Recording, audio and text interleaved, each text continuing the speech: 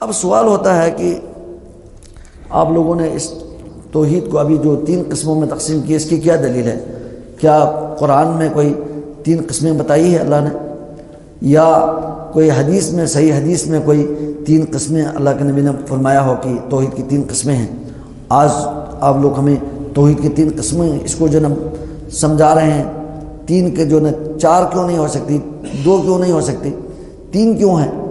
یہ اعتراض اٹھتا ہے، باقاعدہ اعتراض آیا ہے، اور سلف کے زمانے میں بھی اعتراض آیا ہے جب علماء نے سمجھانے کے لیے کتاب و سنت سے استنباط کر کے ان مسائل کو لوگوں کو آسانی کے لیے جب سمجھانے کی کوشش کی، تو یہ اعتراض اس وقت بھی آیا ہے اور یہ اعتراض ابھی بھی ہے۔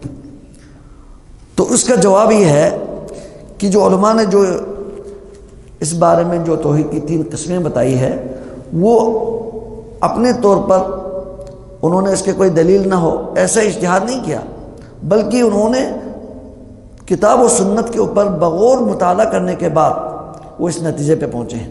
یعنی انہوں نے توحید سے متعلق جتنے آیات ہیں، احادیث ہیں، سب کو جمع کیا، ان کا خلاصہ نکالا، تو توحید کی یہی 3 قسمیں بنتی ہے، اس سے اور آگے 4تھی قسم بنتی ہی نہیں ہے۔ مثلا جنہوں نے کہا حاکمیت ہے، اور ہم حاکمیت کو پر غور کیا، اس کے معنی میں غور کیا، تو الوہیت کے اندر داخل ہے، یہ عبادت کی ایک قسم ہے، تو پھر اس کو 4تھی قسم بنانے کی ضرورت ہی نہیں ہے۔ تو جتنے جو علماء نے یعنی کتاب و سنت میں جو نصوص ہیں، دلائل ہیں، ان سب پہ جب غور کیا تو ان 3 قسموں سے خارج نہیں ہے۔ جتنی توحید کی جو دلائل، آیات اور احادیث ہیں، ان سب سے یہی 3 قسمیں ہی بنتی ہے، اور 4تھی قسم بنتی ہی نہیں ہے، اس کی گنجائش ہی نہیں ہے۔ اس کو علماء کہتے ہیں دلیل الاستقراء۔ دلیل الاستقراء سے مراد ہے یعنی اس کو بغور مطالعہ کرنے کے بعد دقیق انداز میں علماء نے اس وقت سے جو علماء سلف ہیں، علماء ربانیین ہیں، جو راسخین فی العلم ہیں، انہوں نے ان کے پر جتنے غور کیا، غور کرنے کے بعد 4تھی قسم کی گنجائش نہیں ہے۔ تو اسی لیے اس کو کہتے ہیں دلیل الاستقراء ہے۔ کتاب و سنت میں غور کرنے کے بعد وہ اس نتیجے پہ پہنچے ہیں کہ توحید کی یہ 3 ہی قسمیں بنتی ہے، اور اس بارے میں باقاعدہ علماء نے کتاب لکھی ہے، یعنی توحید کی 3 قسمیں کیوں ہیں۔ اس پر ہمارے ایک استاد محترم یعنی فضیلت الاستاذ دکتور عبدالرزاق العباد، جو ابھی بھی مسجد نبوی میں مدرس ہیں، اور ان کے والد بھی میرے استاذ ہیں الحمدللہ، عبد المحسن عباد، تو دونوں بہت ہی علامہ اور محدث ہیں، اور خاص طور پر عقیدے کے حوالے میں ہمارے دکتور عبدالرزاق، اسی میں ان کے جو پی ایچ ڈی ہے اسی میں وہ استاذ ہیں۔ تو انہوں نے ایک کتاب لکھی ہے القول السدید فی الرد علی من انکر تقسیم التوحید، یعنی جنہوں نے توحید کی تقسیم کے جو انکار کیا، ان کے اوپر انہوں نے کتاب و سنت سے انہوں نے بھرپور دلائل دے کر اس رائے کے اوپر اس پر اعتراض کا جواب دیا کہ توحید کی تقسیم ہو سکتی ہے، یہ 3 قسمیں ہیں، اس کے بے شمار دلائل موجود ہیں، انہوں نے وہ سارے دلائل پیش کیا ہے۔ اور اسی طرح انہوں نے اسی کتاب کو پھر اختصار کیا، یہ کتاب تھوڑا سا طویل تھی، تو پھر انہوں نے اسی کا اختصار کیا المختصر المفید فی بیان دلائل اقسام التوحید۔ المختصر المفید فی بیان دلائل اقسام التوحید، توحید کے اقسام کے دلائل میں انہوں نے ایک پھر اس کے اوپر اختصار کر کے تقریباً 50-60 صفحات پر انہوں نے مختصر ایک رسالہ لکھا ہے۔ اس میں انہوں نے مختلف انداز میں جواب دیا ہے ان اعتراضات کے، کہ جن میں جو نا لوگوں نے اعتراض کیا کہ توحید کی 3 جو تقسیم ہے وہ درست نہیں ہے۔ بلکہ علماء فرماتے ہیں آپ دیکھو، کوئی بھی آپ قرآن کی آیت لے لیں اور قرآن کو شروع سے آخر تک پڑھیں، احادیث کو جو توحید کے متعلق احادیث ہیں ان کو آپ جمع کریں، اکٹھے کریں، اس پر غور کریں، تو اس کی جو توحید کی 3 قسمیں جو ہونا، اور اس میں جو قسموں کے جو نا بہت ہی واضح طور پر اس میں دلائل استدلال موجود ہیں۔ مثلا علماء نے اس بارے میں بحث کی، آپ سورہ فاتحہ کو لے لیں۔ سورہ فاتحہ چونکہ قرآن کا خلاصہ ہے، اور سورہ فاتحہ جو ہے نا توحید کا جو ہے نا وہ مجمع ہے، ایک مجموعہ ہے، توحید کا خلاصہ ہے۔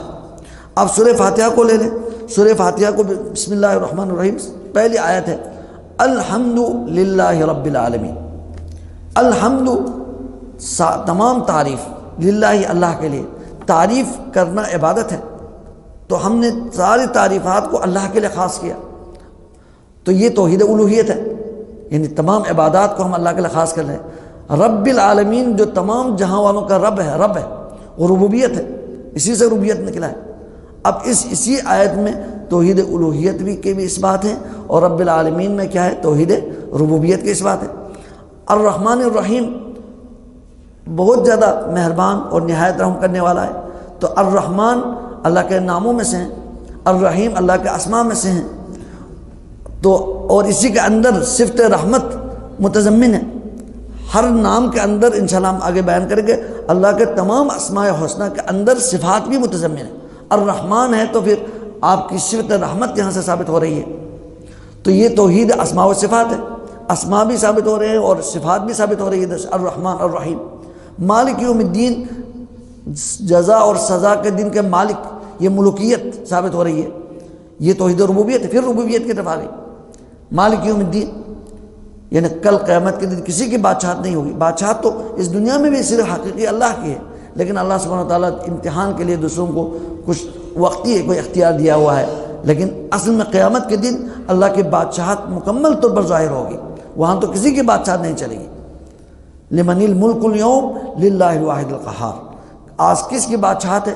تو اللہ تعالیٰ خود جواب دیں گے للہ الواحد القہار، صرف اللہ سبحانہ وتعالیٰ کے جو اکیلا ہے، القہار ہے، بہت زبردست ذات ہے، اسی کی حکمت ہوگی۔ تو مالک یوم الدین کی جو ہے نا خصوصیت کی وجہ یہ ہے کہ اس وقت کسی کی بادشاہت نہیں چلے گی۔ تو مالک یوم الدین یہ ملکیت ہے اور یہ توحید ربوبیت ہے، سارے اختیارات آپ کے پاس، یہی توحید ربوبیت ہے، مالک یوم الدین۔ اب آگے جائیں، ایاک نعبد و ایاک نستعین، یہ جو قرآن مجید کا خلاصہ سورہ فاتحہ ہے، اور سورہ فاتحہ کا خلاصہ یہ ایاک نعبد و ایاک نستعین ہے۔ ایاک نعبد، ہم صرف اور صرف آپ کی عبادت کرتے ہیں، یہ جو یہ مطلب نہیں ہے کہ ہم آپ کی عبادت کرتے ہیں، صرف آپ کی عبادت کرتے ہیں، یہ معنی نہیں۔ جب ایاک اصل میں ہے، نعبد کا ہے، یعنی ہم آپ کی عبادت کرتے ہیں۔ یہاں جو فاعل عموماً علم نحو میں جاننے والوں کے ہاں یہ واضح ہے کہ پہلے فعل آتے ہیں، پھر اس کے بعد فاعل آتے ہیں، پھر مفعول آتا ہے۔ یہاں اصل میں جو جملہ ہے نعبد کا، اور آخری جو کا کو جو ہے نا پہلے لایا ہے، مفعول کو پہلے لایا ہے، مفعول تو آخر میں آتا ہے، پہلے فعل پھر فاعل پھر مفعول آتا ہے، لیکن یہاں جو ہے نا اس میں جو پیچھے آنے والے کو پہلے لایا گیا۔ یہ نحوی قاعدہ ہے، بلاغت کے قاعدہ ہے۔ اگر کسی نحو میں یا لغت میں، عربی لغت میں کوئی جس کا محل بعد میں آنے کا ہے، جگہ بعد کی ہے، لیکن اس کو اگر پہلے لائیں، مؤخر کو مقدم کریں، تو پھر اس میں تخصیص پیدا ہوتی ہے، حصر پیدا ہوتی ہے۔ التقدیم ما حقہ التأخیر والتأخیر ما حقہ التقدیم، جو بعد میں آنے والے کو پہلے لائیں، پہلے والے کو بعد میں لے کے جائیں، تو اس سے ایک حصر پیدا ہوتی ہے، اس میں مبالغہ پیدا ہوتا ہے۔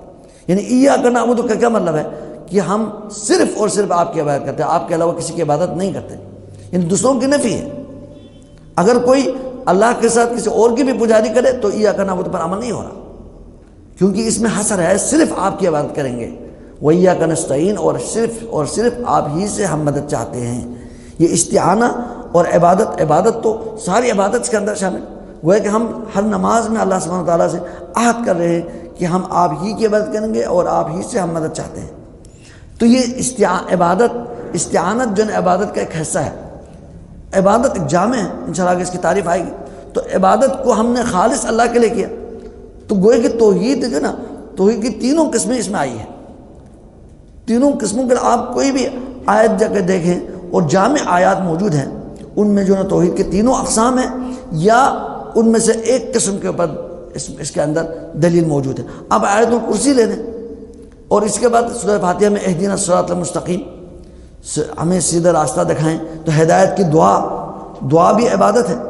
صراط الذین انعمت علیہم، جن پر آپ نے انعام کیا، جن کو آپ نے توحید کے جو دولت سے نوازا، غیر المغضوب علیہم ولا الضالین، ان کا راستہ، ان سے ہمیں بچائیں جن کے پر آپ کا غضب نازل ہوا، جنہوں نے شرک کیا، کفر کیا، گمراہ لوگوں کے راستے سے ہمیں بچائیں، یہ اہل شرک سے پناہ ہے۔ تو گوئے کہ توحید ہی توحید ہے، اور اس میں توحید الوہیت اور ربوبیت بھی ہے، الوہیت بھی ہے، اسماء و صفات بھی ہے۔ آپ کوئی بھی دلیل لے لیں تو ان تین قسموں سے خارج نہیں ہے۔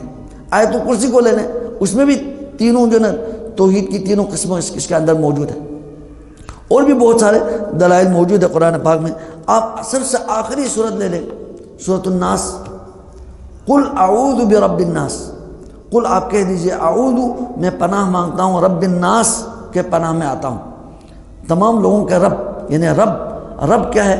یہ ربوبیت ہے، اسی سے ربوبیت ہے، سب کے رب ہے، تو ربوبیت توحید ربوبیت کی دلیل ہے۔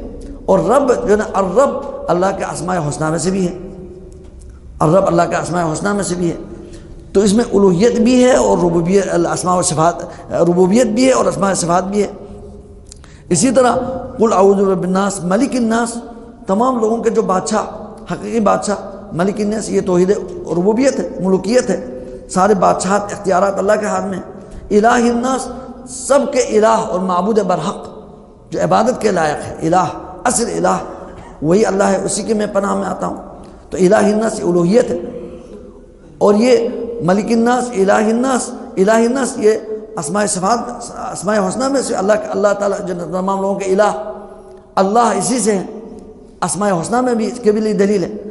تو آپ کوئی بھی یعنی صورت لے لیں اس میں، یا کوئی آیت لے لیں، یا تو اس میں آپ کو توحید کے تینوں قسمیں اس میں نظر آئے گی، یا ایک جو ہے نا توحید کے قسم کی طرف اس میں اشارہ ضرور ہے۔ جو توحید کے جو آیات ہیں اور دلائل ہیں ان میں ان تینوں سے خارج نہیں ہے۔ تو معلوم ہوا کہ ان تینوں جو علماء نے تین قسمیں جو بتائی ہے، اس کے دلائل کتاب و سنن میں بالکل واضح ہیں، اگر قرآن اور حدیث میں اگر بغور مطالعہ کریں تو اس تین قسموں سے خارج نہیں ہے۔ اسی طرح سورہ مریم میں اللہ سبحانہ و تعالیٰ نے فرمایا کہ رب السماوات والارض وما بینہما، آسمانوں اور زمین کا رب اور اس کے درمیان میں جو جتنے جو چیزیں ہیں یا اس میں مسافت ہیں ان سب کا رب، فاعبدہ، جب اللہ سبحانہ و تعالیٰ آسمانوں اور زمین کا جو رب ہے وہی رب ہے، اسی نے پیدا کیا، سب کچھ اسی نے دیا، تو فاعبدہ، بس اسی کی عبادت کرو۔